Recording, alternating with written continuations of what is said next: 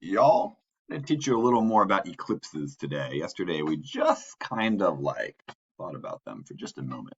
Just kind of took a look. And to remind you about that, so yesterday we looked at what two types of eclipses look at. These are just quick animations happening very fast, I understand, and repeating, but they're cool to see. So we talked about a solar eclipse, or I showed you a solar eclipse. This in a solar eclipse, that is the sun. I know it looks weird because the sky is dark. That's all done with like graphics so you can see it better. But that's the sun. And then the moving object here is the moon. And then in a lunar eclipse, lunar means moon, solar means sun. That thing that is like gray, then red, then gray, that is the moon. And we kind of looked at those, but we didn't talk much about them. Today I want to talk about, or at least start to teach you why these are happening.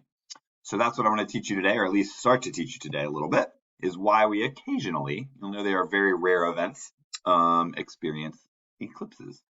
Here's what I'd like you to do. I'm going to ask you in a moment to pause and set up a full page in your science notebook like this, like a small zone at the top that says solar eclipse, lunar eclipse.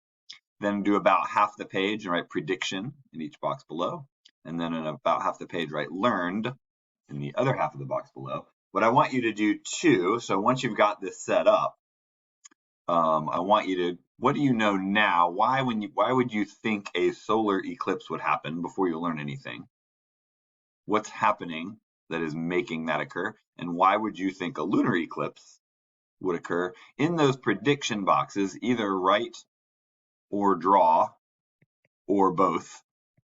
What do you think is going on in a lunar eclipse and a solar eclipse? If you need to see them, you can pause and you can go back in this video and you can see those two graphics there. So right now, before we talk about it, I want you to record your predictions for both with some combination of words and drawings. What's happening that is making that phenomenon occur? When you have done that, you're set and go on to the next page on eClass for the next thing.